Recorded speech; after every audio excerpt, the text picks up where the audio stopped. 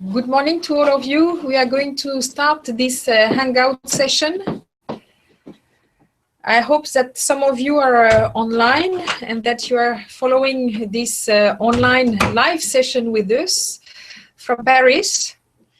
So it's 10 o'clock something in Paris. And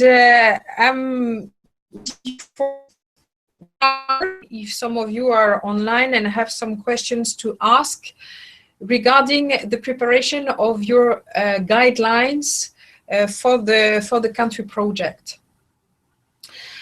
So I hope that you had the time to read a bit the guidelines that were posted on the platform of the course. If you have had the opportunity to have a look at the guidelines, you have seen that the idea of the country project is to include all the documents that you have prepared as part of this course in a single project. And so I'm going to get back to the different products that you have prepared as part of this course to be sure that we're on the same line and so that you can have a very clear idea on what you are supposed to include as part of your country project. First, as you will remember, in the preparatory week that we had, we asked you to prepare a country fact sheet. The objective of this country fact sheet, as you will remember, was to provide a broad overview of the education system of your country, to provide some information on the structure of your education systems, to provide some brief information on the major policy objectives in the education sector of your country, and also to provide some basic information on the management of key areas like financing, teachers, procurement, or exams.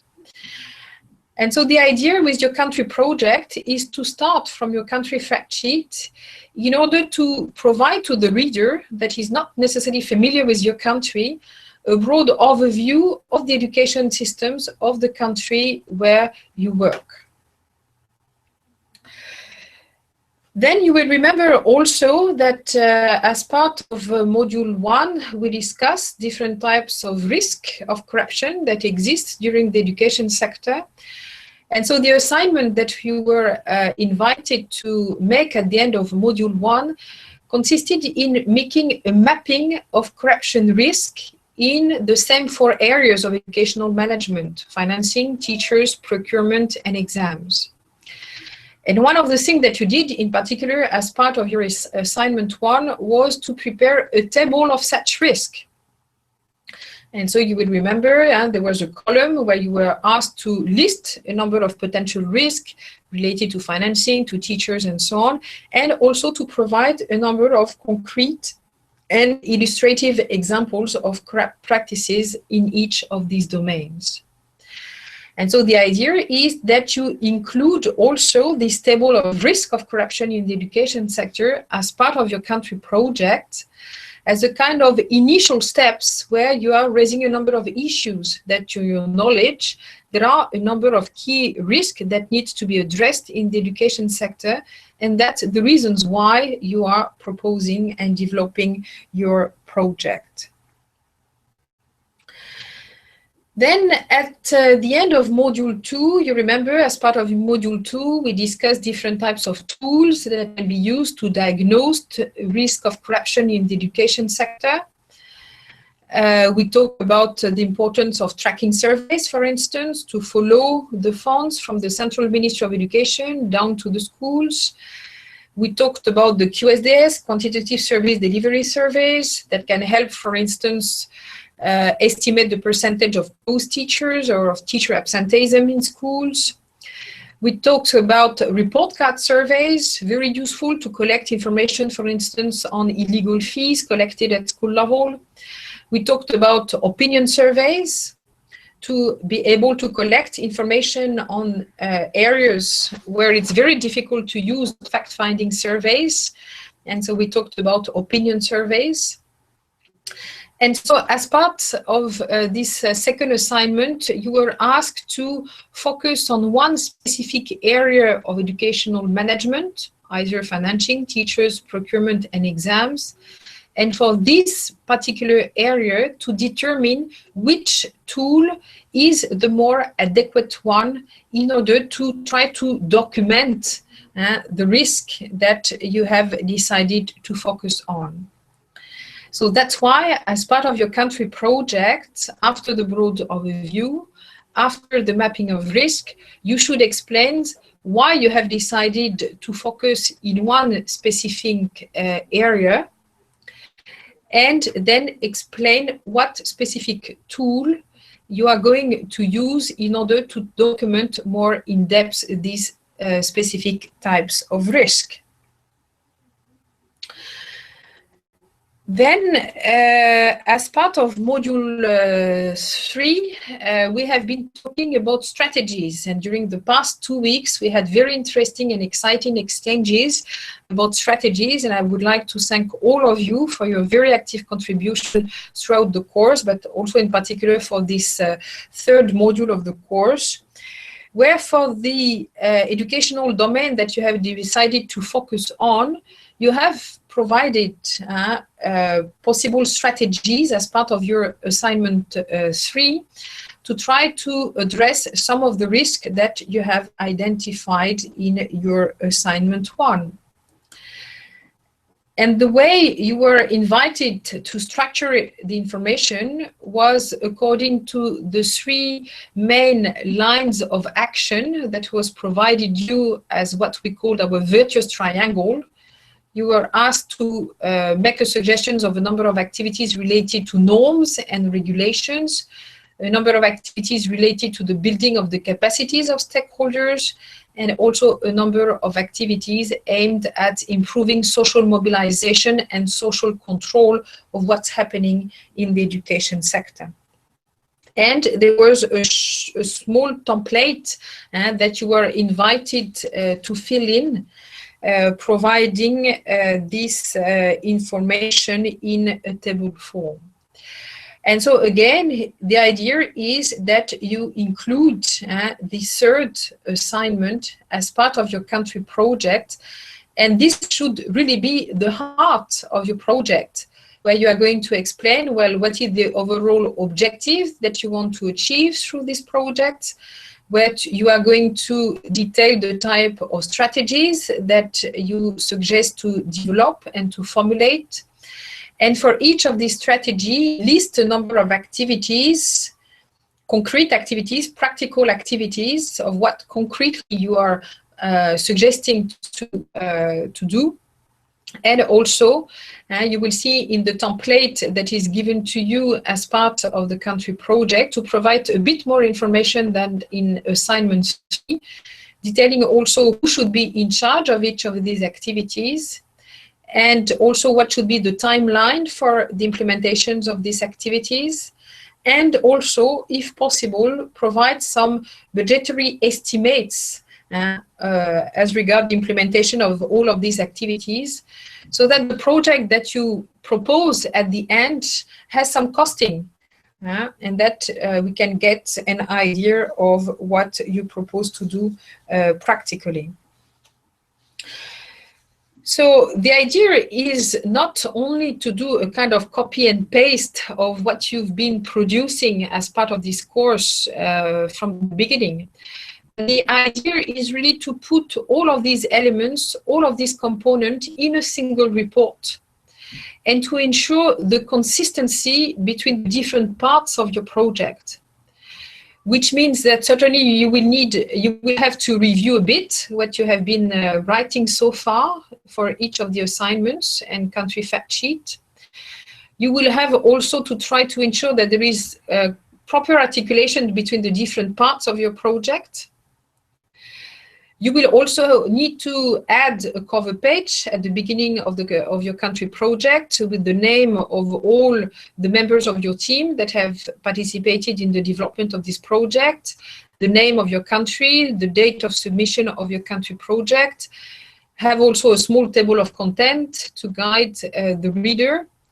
and try to improve a bit the formatting so that it really looks as the project.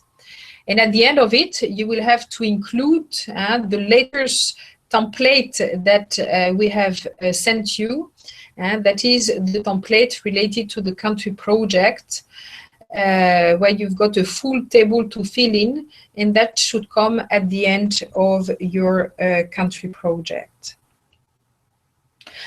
So more or less, the outline of your country project should look as follows. First, you should start with a broad overview, presenting the education systems of your country.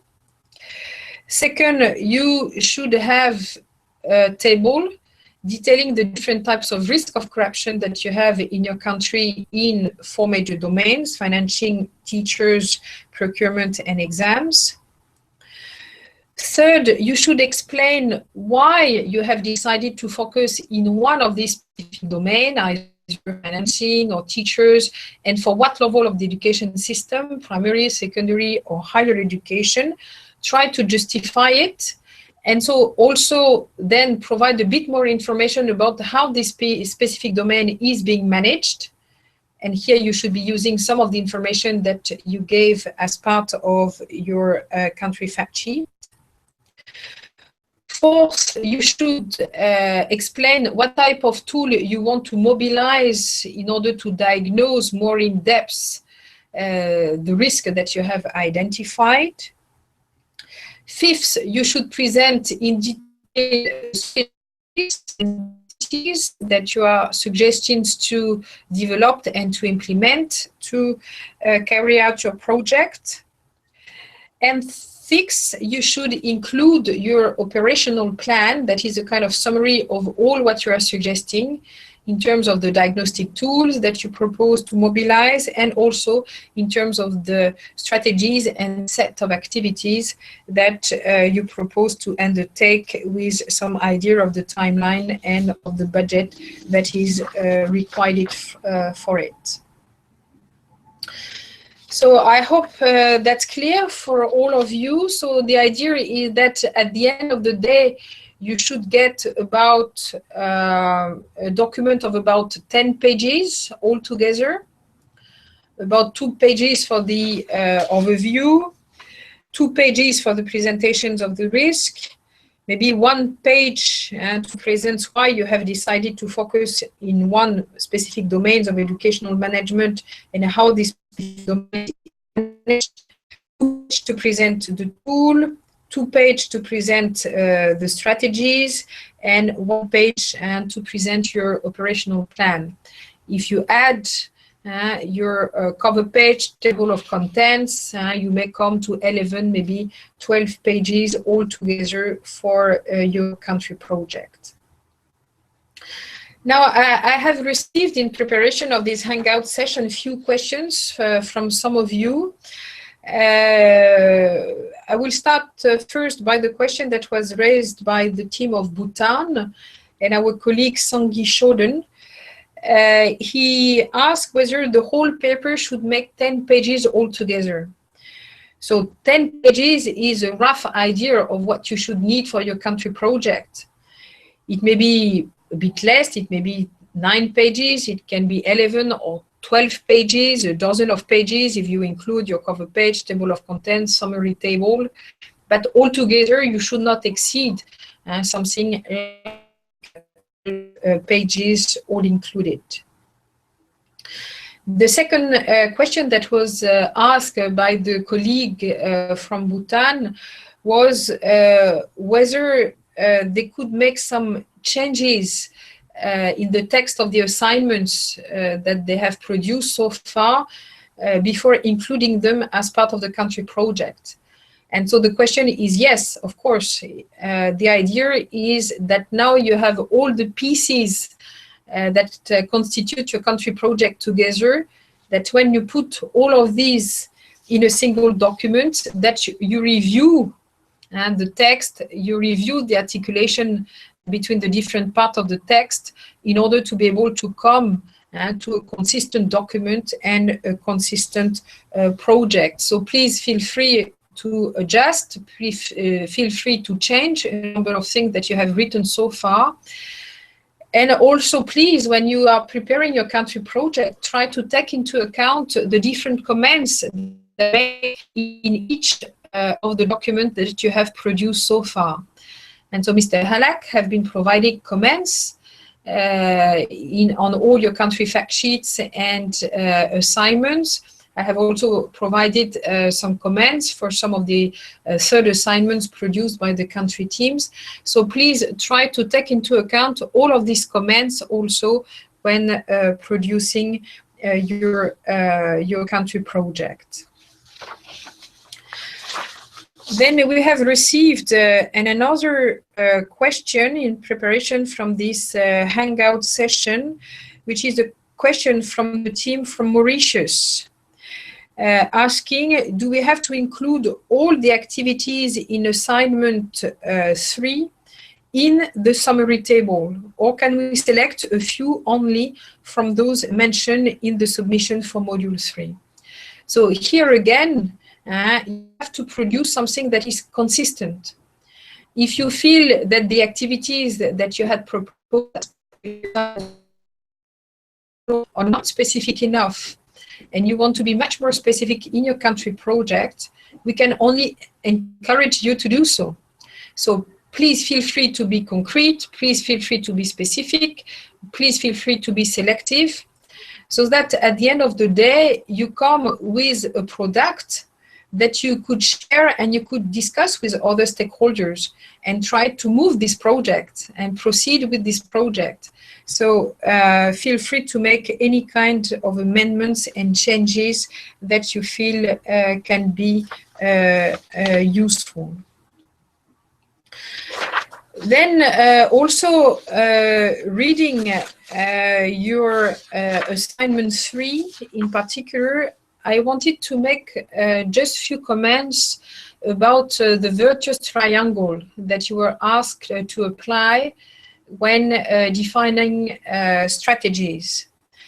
As you will remember, there were 3 major axes in this triangle: procedures and regulations. One was related to the building of capacities of stakeholders. And the third axis had to do with the promotion of social accountability. It seems to me that especially the first axis of this triangle that we called regulation maybe was not that clear for some of you, and that there were some confusion here. By regulation, we are referring to norms, to standards, to procedures, more or less all what is written on paper, and that can help make the rules of the game clearer for everyone within the system. So for instance, in the area of financing, this has to do with the norm that are being used in order to allocate resources to the schools. For teachers, it has to do with the norms and procedures to recruit and to promote teachers, for instance. For the exams, it has to do with the criteria and standards that are used to select students in order to be admitted to universities. As regards teacher behavior, it has to do with code of conduct for teachers. So by regulations, we really mean the norms, the standards that are being used within the education sector as regard the allocation and use of resources, different types of resources within the education sector. This is quite different from the second axis on building capacities. On building capacities, what we are talking about is to strengthen the management capacities and the control capacities within the education sector. So for instance, this has to do with building capacities in the area of accounting at school level. This can have to do with improving control mechanisms to clean the list of staff. This can have to do with the training of a number of stakeholders regarding security measures during the exams. So this is what we mean by building capacities of stakeholders. And then the last axis, social mobilization, very much linked to the issue of public access to information. So this has to do more with how to involve the users in the systems in the social control of the system itself. And so how to do it through advocacy, through social mobilization, through the promotion of access to information, through the involvement of civil society organizations, and all these type of strategies. So it will be interesting and important when you are developing your country project that you keep in mind clearly this distinction between those three different axes: norms and standards on the one hand, management capacities and building management capacities in the second hand, and promoting social mobilization and especially promoting public access to information in the third axis. Then there is a last clarification that I wanted to make, also reading your assignment 3, is that it's important to make some distinctions between strategies and activities. You know, strategies is at a much broader level. You want to achieve something. You want to improve more transparency in the use of resources at school level, for instance. And then in order to achieve this strategy, you are going to suggest a number of activities to be undertaken in terms of, well, making the norms more transparent and simpler for people to understand, in terms of building the capacities of parent-teacher association, in terms of promoting access to public boards where people will find the information about the resources given to the schools. So the activities are very practical. You can measure them. They can be quantitative indicators that are associated with those activities, but they are at a different level than the strategies. So there should be a distinction between the strategies and the activities. And really, the last template that we asked you to fill in as part of your country project is really what we could call an operational plan, where you should be as practical and as specific as possible, really listing in this case the concrete activities that you are suggesting to undertake in order to improve and to resolve the risk that you have identified in the beginning of your country project. So that's basically the idea with this country project. I think also when developing them, keep in mind that the idea is not only to have a kind of theoretical exercise at the end of this course, but to have something very practical and to come to a product that we hope that you are going to be able to further develop and try as far as possible to discuss with other stakeholders and to move into a real project as far as possible. And so when developing your country project, please keep this in mind and be as realistic as possible, including as regard the timeline and as regard the budgetary implications of what you are suggesting. So that was basically what I wanted to share with you as part of this Hangout session. Let me check if maybe some of you have sent some questions.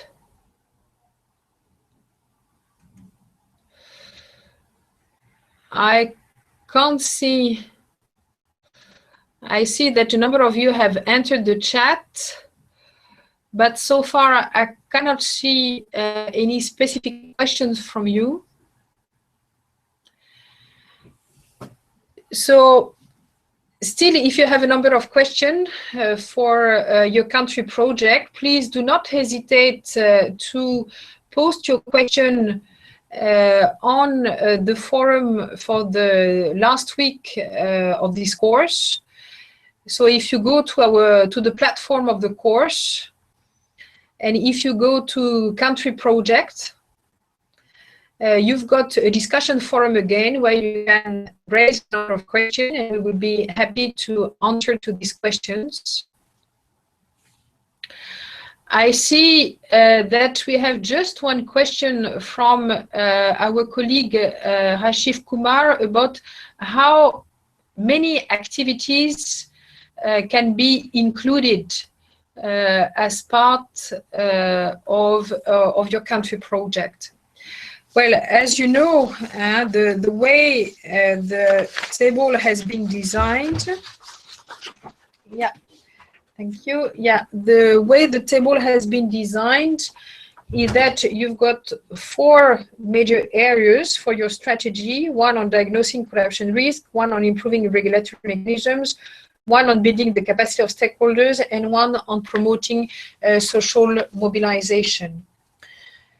In the table, we've put 3 activities per component of the strategy, which makes already 12 different activities. So, of course, this is not a limit. If you want to add a few more activities, you can still add them. The issue is not the number of activities, but the issue is to try to be as specific as possible in the type of activity that you propose. For instance, don't say, well, we want to do some training in management issues. You should explain exactly what type of training. Is it a training on accounting, for instance? Is it a training on, I don't know, control procedures? What type of training? For whom?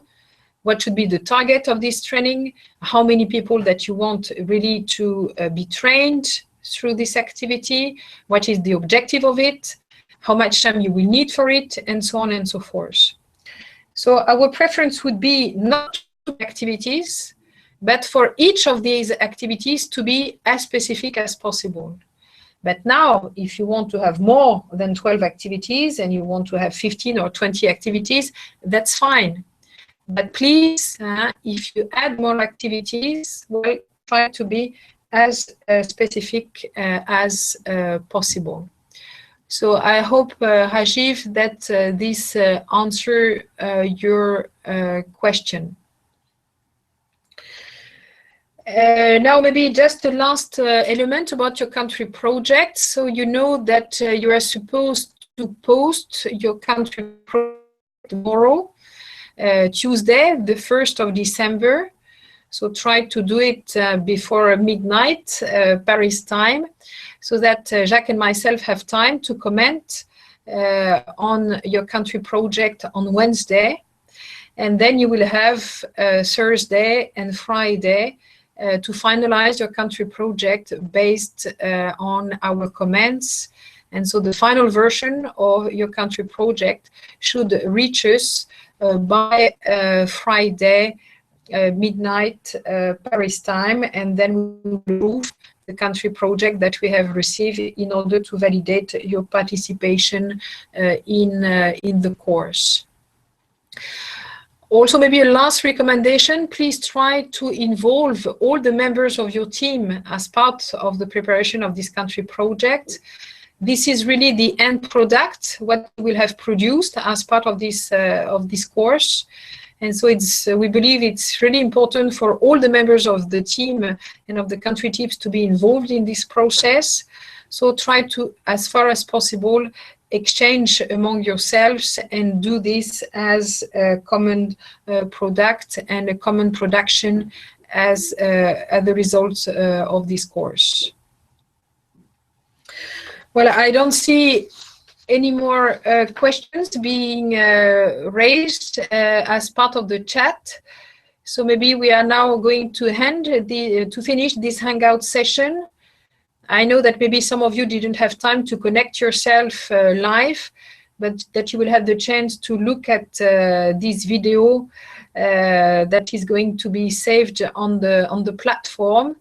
And so, as mentioned earlier, in case you want to ask additional questions, please do feel free to do so on the platform, on the online discussion for this last week of the course.